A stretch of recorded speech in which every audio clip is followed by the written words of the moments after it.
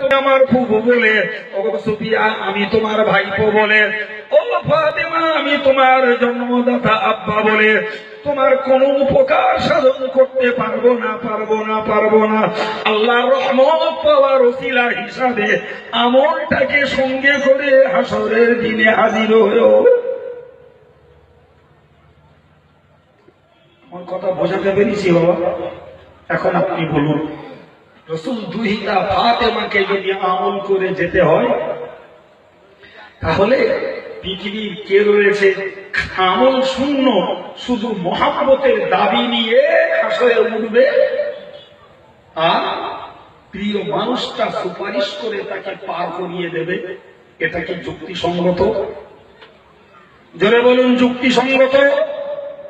যদি রাসূলের কন্যাকে আমল করতে হয়, তাহলে নিশ্চিত পৃথিবীর প্রতিটি ইমানদার নারী পুরুষ সাবালিক সাবালিকা যারা, তাদেরকে ভাবতেই হয় জি আমি যাকেই মহব্বত করি আমার সেই প্রিয়জন আমল শূন্য আমার জন্য সুপারিশ করবেন না, বরং আমার আমল আমাকে গুছিয়ে নিয়ে যেতে হবে।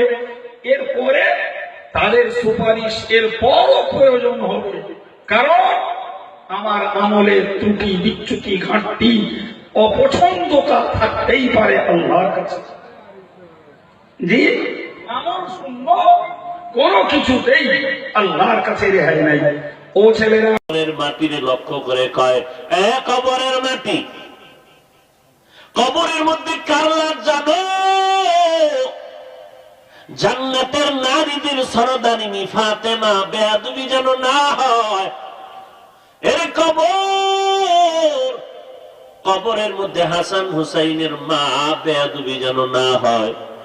কবরের আওয়াজ নাই, আবার কয় কবরের মাটি, এ তো হযরত আলীর স্ত্রী, দো জাহানের সরদার রাহমাতুল্লিল আলামিনের কলিজার টুকরা।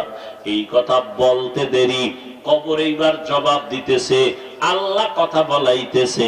মাটি ডাক দিয়ে কয়, রে সাহাবী, আমি ফাতেমারও চিনি না, আমি মুহাম্মদরেও চিনতে চাই না, আমি চিনবো বান্দার আমল।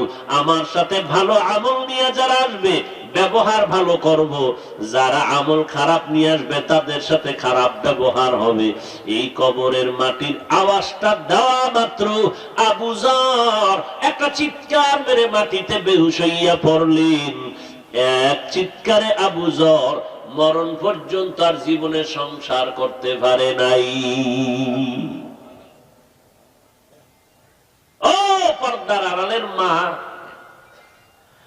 আপনি তো নবীদের মা, সাহাবাদের মা, আবু বকরের মা, ওমরের মা, ওসমানের মা।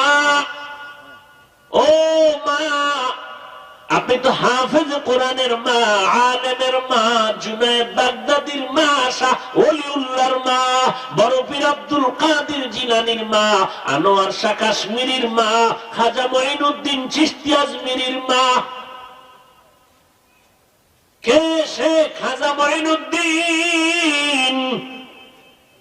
মদিনাতুল মুনাওয়ারা থেকে ভারতে আসছে, কালেমার দাওয়াত দেয়।